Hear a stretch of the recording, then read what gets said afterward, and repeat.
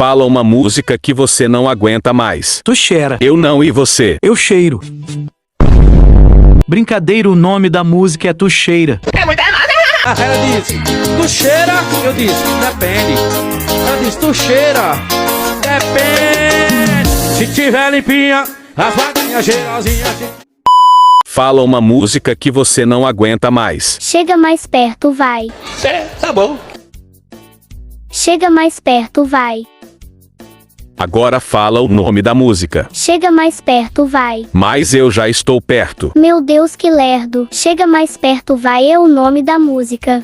Fala uma música que você não aguenta mais. E você ainda pergunta, não é possível que você ainda não viu aquela música Chiclete. Que diabo é isso? De quem é essa música? Da Emily Veckin, de quem mais seria uma música ruim dessa?